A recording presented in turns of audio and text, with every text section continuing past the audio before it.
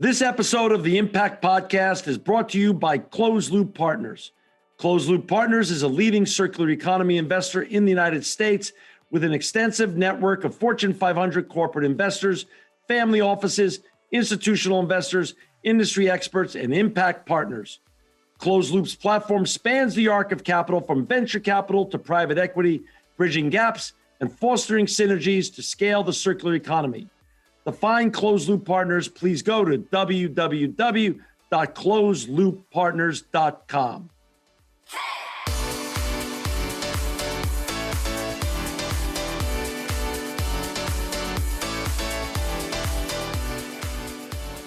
Welcome to another edition of the Impact Podcast. This actually is a very special edition because both myself and my guest, Kaye, are in Fresno, California, probably only 3 miles away from each other. Leon, welcome to the Impact Podcast. And before we get talking about all the important work you're doing at Triple Pundit, can you share with our listeners and our viewers a little bit on the Kaye's backstory, how you even got here? So in a past life that really wasn't too long ago, I had the typical corporate job. I used to be in sales, selling everything from financial data to consulting services. And then, like a lot of people did over a decade ago, in the wake of the financial crisis of 2008, 2009, I was part of a statistical layoff. The company for which I was working essentially said our sales just completely stopped. And they said, all right, anybody here less than 18 months, you're gone. And this was my first job that I was hoping to build upon after I got my MBA over at USC.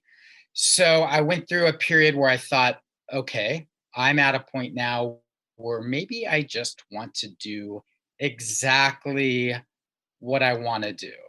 And of course, this was in the early days of the Obama administration when everybody was talking about green jobs and investments in renewables.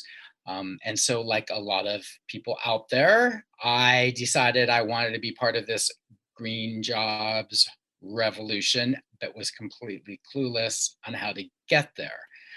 So I really just started all over. I was lucky enough where I had some, little consulting gigs here and there to get in some income, but I was very interested in the sustainability space, always had been. A lot of this was instilled in me by my father. When I was a kid, we were one of the few families that would actually go to the local community college in Silicon Valley that was biased to throw away our glass jars. My dad would actually save the glass jars and aluminum cans, things like that. So I always had this nascent interest in sustainability. I always felt it was important. So I started a blog that I was pretty good at updating for about 9 years. I basically started the blog because I thought, well, I'm going to have to get discovered, exposed, seen somehow. So this seems the way to do it. And of course, this was when also social media was starting to get big. Twitter had become mainstream along, with Facebook and other platforms out there. So I developed quite a solid social media following, notably on Twitter. And, one thing led to another. I started writing part-time for Triple Pundit. I started writing for The Guardian, the UK publication, which at the time had a sustainable business portal. It's since been shuttered now for several years. And then you just start, and in addition, you start getting the gigs. One thing leads to another. I actually ended up in the Middle East working in Abu Dhabi for Masdar, which is this huge sustainability, clean tech investment and renewables investment arm of the Abu Dhabi government. So I worked there for a while. And in the meantime, I kept writing for Triple Pundit. It was a good fit for me. It was a good fit for them. It was actually, as they say in sales, it was lead generation because I just kept writing. I got very, when you develop this body of knowledge, you just know stuff. You don't have to look it up. You know it, or you know where to find it quickly. So I developed a body of work. And then after Triple Pundit was acquired by a larger company, 3BL Media, in 2017, I eventually became the executive editor. That's one of, So as the that's the executive, very long elevator. no, thank you. And as the executive editor, do you have a pool of writers around the world writing on these topics that are of interest to to Triple Pundit, or just a few, or how does that really work? We do. So we're a very slim operation. It's myself and I call her co-editor. She's the senior editor, and we essentially split the work of running the publication day to day. She manages a sponsored series arm of Triple Pundit. It's the reality for a lot of news sites, right?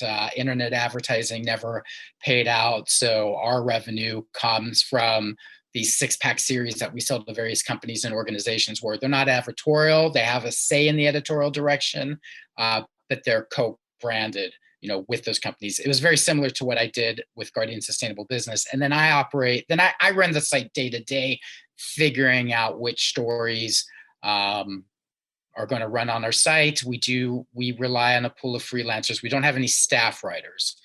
So we're lucky enough that we have somebody who's written for Triple Pundit longer than me. She writes about clean tech and renewables. We have a fantastic writer who focuses on water and the water energy nexus. We do have people overseas. We've got somebody who lives in Dubai.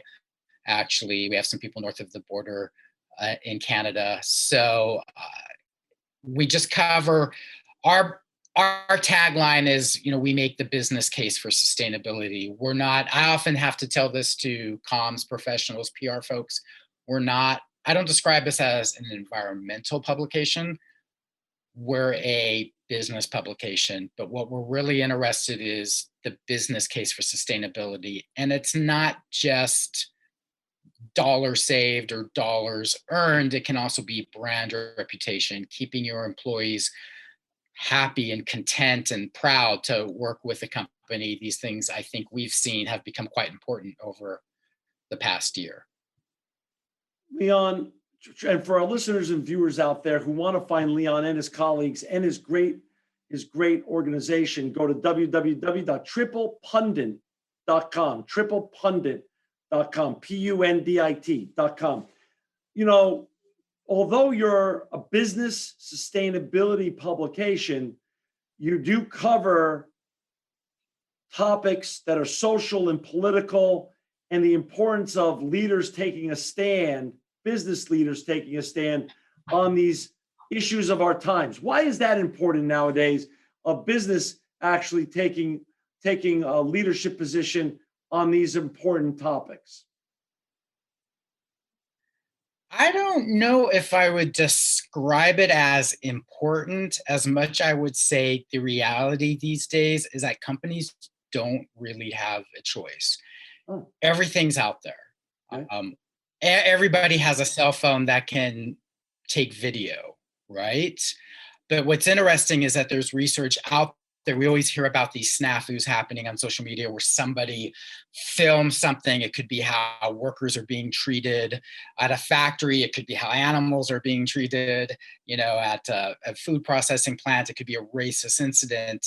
But there's actually research out there saying that most of these so-called social media events, social media disasters are actually preventable.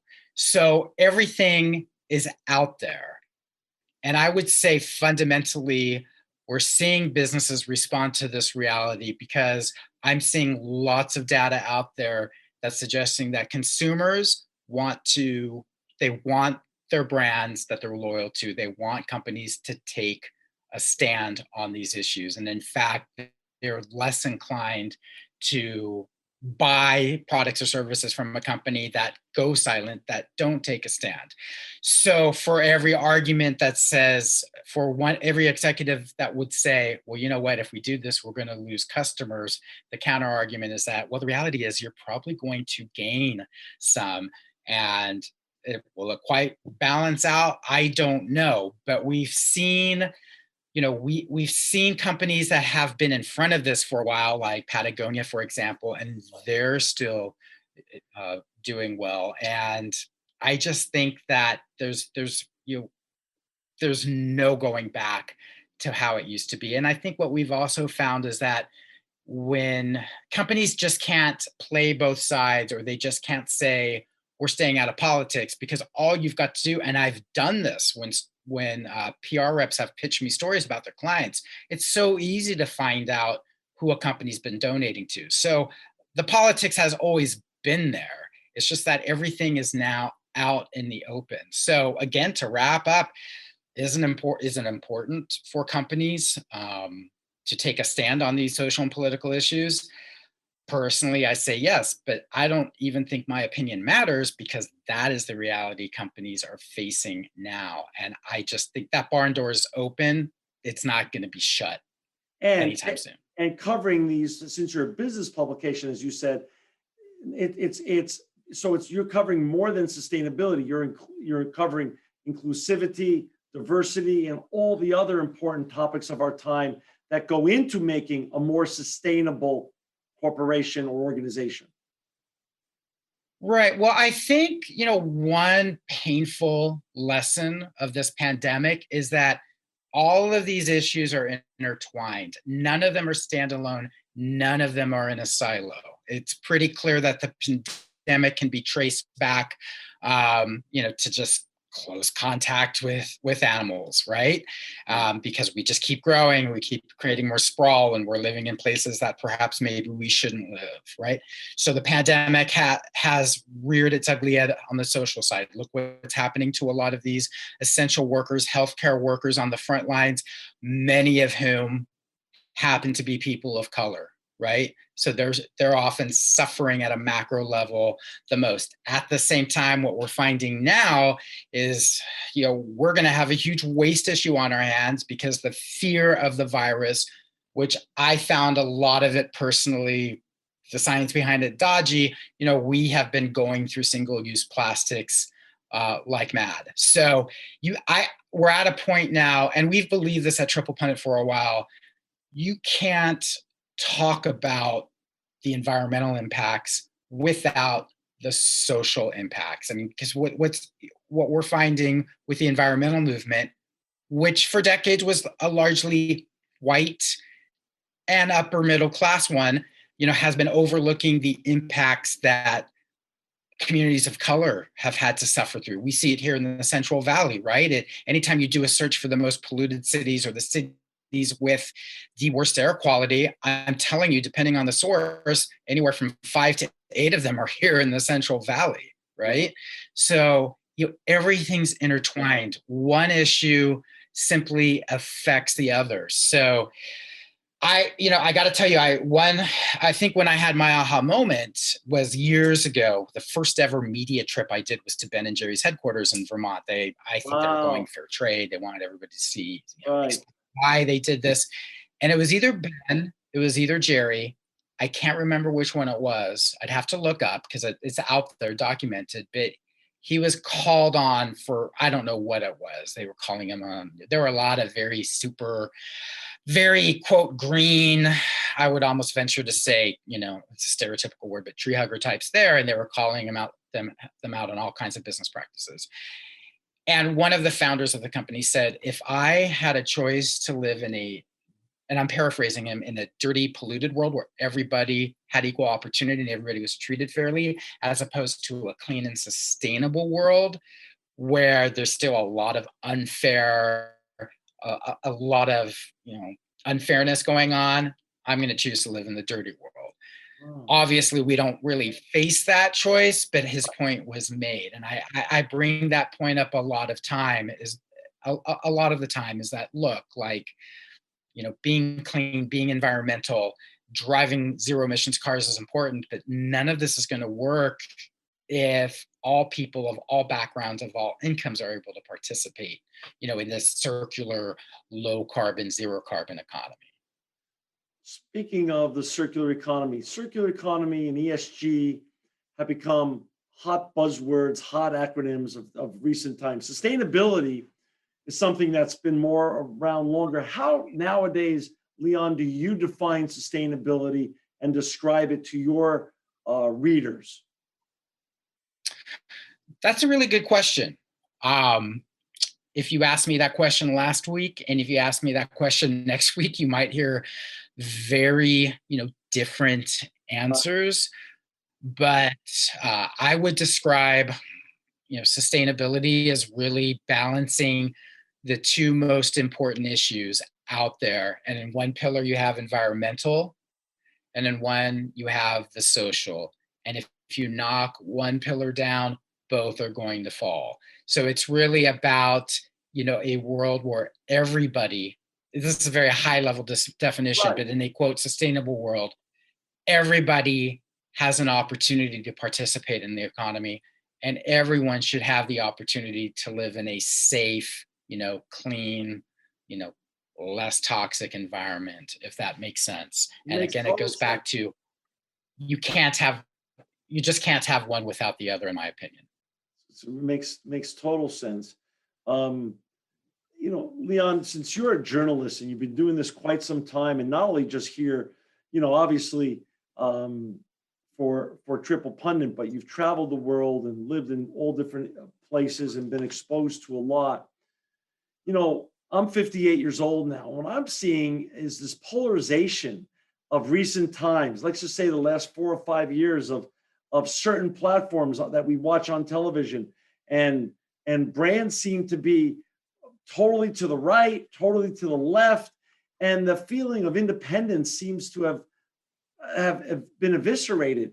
Where does independent journalism come into play in what you do? And as you said, journalism has been sort of quasi democratized anyway. Everyone with a cell phone is really a journalist anyway, if they could take a video or take a picture. But where do we now fall, and where are we going to go? And where is the importance of independent journalism instead of this polarized journalism that we've all sort of gotten used to the last 4 or 5 years? Right. Well, I view the internet and social media the way I think a lot of people probably viewed maybe radio in the 1930s and 40s when it was getting big, and the same with television in the 1950s and 1960s. It's a great tool for in many ways. It can also get us down to a slippery slope, towards that polarization that we are talking about now. So, on one hand, yes, anybody can be a journalist now. Anybody can post something to social media. I mean, in some ways, it's amazing, right? Not everybody's or even a good writer. That's not a knock. That is a reality. I know it's a skill, right? And sometimes you can hone it and perfect it, but not all of us are born with it. So you don't even have to write 500 or 1,000 words now. You could post that video, say what's going on, and that's it. And in some ways, that's really good, because that's how we found, that's how a lot of us that were clueless out there really became aware of the reality that Black Americans face day after day in their interactions with the community and even the police. Right. At the same time, however, as much as it's democratized, to play on your word, in many ways, it's been centralized, which is not a good thing. I mean, small town journalism is dying. It's just a few companies that own most of these newspapers. The internet model of advertising 20 years ago, we realized, was a disaster. And sadly, with a lot of newspapers, such as the local one here, I think by the time they realized, okay, we got to put up a paywall, it's too late. I hope it survives. It's been a solid Right. paper for decades, but I don't know what's going to happen to the Fresno Bee. And the subscriptions for print, which used to always be super cheap, nobody thought about it. I mean, I've heard what they can cost, and they're expensive. So they're caught, between a rock and a hard place. So, we try to be, as independent as possible, but we have our realities as well. We're part of a larger company. And actually, even before we were acquired by 3BL Media, our voice had always been not one about ranting and raving, but just really trying to amplify the progress that's going on in the business community. It's easy to effusively praise a company for doing XYZ on the sustainability front, it's far easier, of course, to tear them to shreds and pick apart their arguments and say, no, actually, you're fail.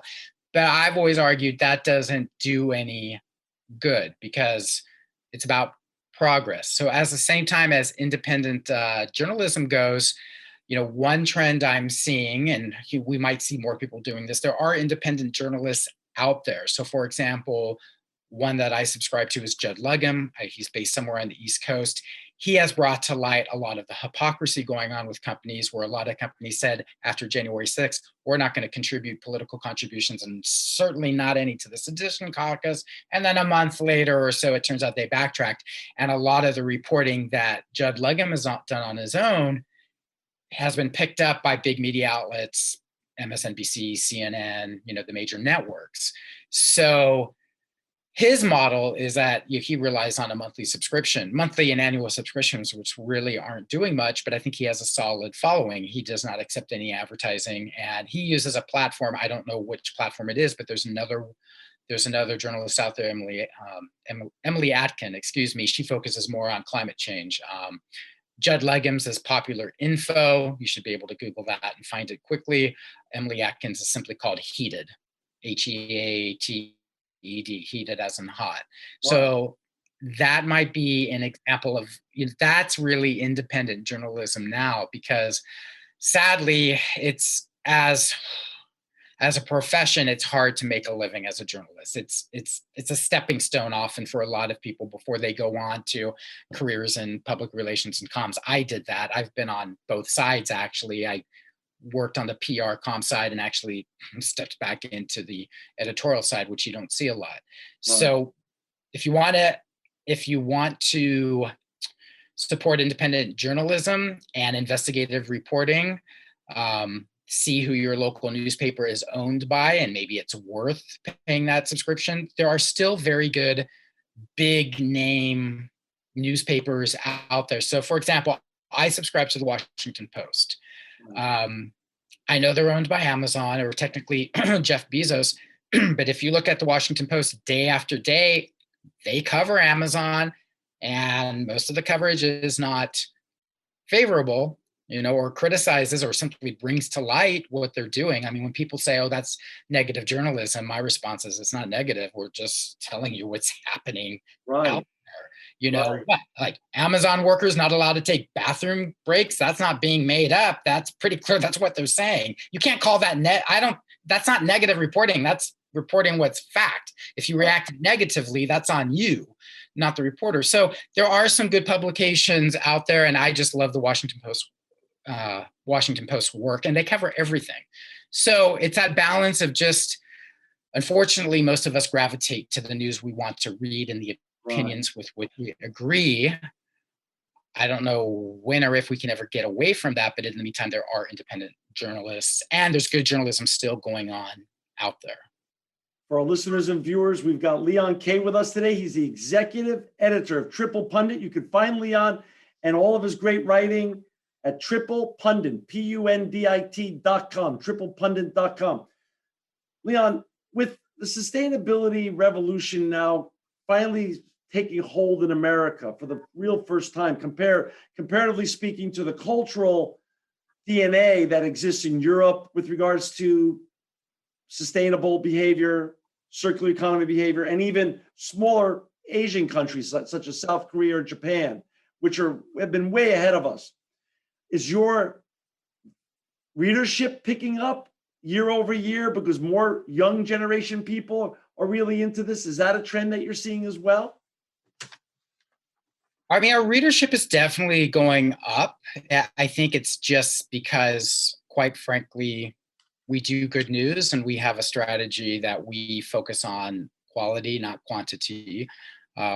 Like a lot of publications, we used to do 7, 8, or 9 stories a day. I think I wrote half of them when I was a writer. But no, we used to accept a lot of guest postings, right. And quite frankly, the strategy was just let's give everybody a voice. In the meantime, we'll get those web hits.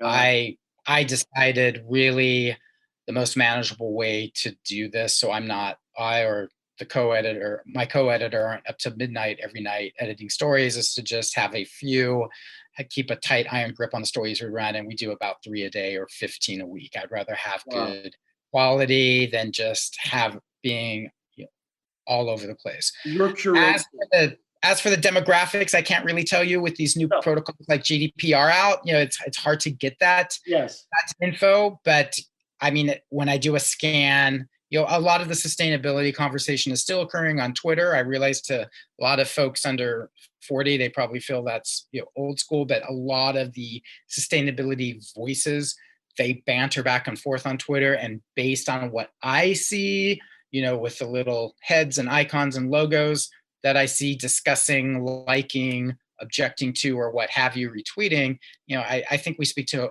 more audiences. I would describe the composite sketch of a triple pundit reader as somebody who's either vested in or interested in the sustainability space. Could be an executive. I know we have a lot of high-level executives that read us, not just chief sustainability officers, but folks in marketing or EHS, and we have a lot of students, people that want to have a crack at this career once they graduate from school or college as well. Leon, I'm going to give you the last word. Where are we? I mean, finally, climate change. Obviously, people like you or me were onto it long ago and realize it, but there's still climate deniers out there. But now that most people realize this is a real thing and that we need to really make big changes to fix the environmental problems that we have in this world, especially around carbon emissions, besides the ones that we talked about earlier in terms of inclusivity and diversity. How do you feel today, where we're sitting, as we get through this pandemic? Science seems to be winning, I think. I don't know. Where do you feel today? Are you hopeful of where we're going as a society and as a world in terms of the environment? You're in the middle of it. You get to see a lot, you get to read a lot, and you get to learn a lot because of who you are and where you are, Triple Pundit. Where do you think we are right now in this journey? I think we're very far from completing it.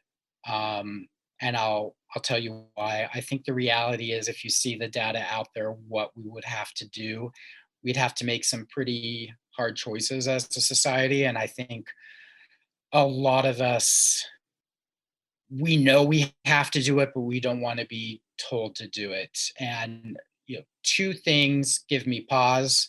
On one hand, the right is using any opportunity to slam the Biden administration for their supposed radical agenda. But if you even read about a conversation John Kerry recently had, he gave an interview. He's the I don't know the term exactly, climate czar for the Biden administration, and he supposedly is very passionate, but he even admitted that these projections on getting towards a net zero or green, whatever term you want to use, a lot of it is relying on technologies that have not been invented yet. That's a pretty bold and, in my opinion, not a very scientific claim. Another reason why I'm very, I don't want to be a climate Debbie Downer, but it's pretty clear we have to make some big changes. And another huge bit of news that came out earlier today is that the International Energy Agency, the IEA, this was an organization that was founded in the 1970s as a reaction to the oil shocks of that occurred as a result of wars in the Middle East and the oil embargo, as a result of the U.S. and its Middle East policies. The IEA was fundamentally tasked with making sure there was a safe, stable, secure supply of energy across the world, so we wouldn't have to go through these energy shocks. You could say, arguably, that it did its job. I'm old enough to remember the gas lines, at least in the late 70s. I was really little. And we haven't really had anything like that occasionally, except for things like, hurricanes or what happened in the Southeast last week with that hack at that one terminal and pipeline. But the IEA today has essentially told the world, stop building coal plants and shutter the ones that you have now. So the fact that this agency that fundamentally its origins are in the fossil fuel sector. I mean, it's not really an industry group, it's more of a, it's an intergovernmental agency. I think those are things that, we really need to pause. And, I remember all these debates in the mid 2000s, all these 2020 goals. Look how fast 2020 has come. And now folks are talking about 2025 or 2030. And sometimes I challenge some of these, comms professionals that say, oh, we've got these great 2030 goals. And, sometimes I say, a lot of people are saying 2030 might be too late. We don't know. And I really do think we need a level of investment, even again, many years ago, The Economist, which is a very free market oriented publication, talking about The Economist that's based in Britain, weekly. They're very free market. It's, very liberal on social issues, but very, very, I would say conservative overall on economic issues. But even The Economist said, like, the way we should approach climate change is how it should be explained is like an insurance policy. I mean, how much of our budget, think about your family budget, what percentage of that is spent on insurance, right? To protect your home, protect your car, protect your life, all right? We spend a decent amount on insurance. The Economist, well over a decade ago, said we should probably spend about 1% on global GDP, which might sound like a lot to some people, but that would also create jobs. So again, this ties back to what I keep saying, everything is interrelated. I mean, these investments would also generate jobs. They generate new industries, companies. Maybe they would generate these new technologies that we have no idea about that John Kerry mentioned. So I would say, I don't even want to say I'm a cautious optimist. I think we really need to start moving on this and making these changes. We need to up our game. Now, yes, yeah, and this should have been done yesterday. Leon, thank you again for joining us today. It's really nice that this is the first time ever I've done an interview in 14 years with another wonderful person, like-minded person. Both of us are in Fresno. This is a rarity for me, but it's really been a pleasure. I've been a big fan of yours and Triple Pundit. For our listeners and our viewers out there, please follow Leon and Triple Pundit and their great work. It's really important work at www.triplepundit.com, triplepundit.com. Leon, you're making an impact. You're making the world a better place. And thank you for joining us today on the Impact Podcast. Well, I don't know about all that effusive praise, but I do thank you for having me, and I'm glad we had this conversation. So, and again, John mentioned my website. If you want to see what I'm up to, you can find me on a search engine. There are only 2 Leon Kays. If you get the barrister in London, you got the wrong guy. So it should be easy to find me. This edition of the Impact Podcast is brought to you by Trajectory Energy Partners. Trajectory Energy Partners brings together landowners, electricity users, and communities to develop solar energy projects with strong local support. For more information on how Trajectory is leading the solar revolution, please visit trajectoryenergy.com.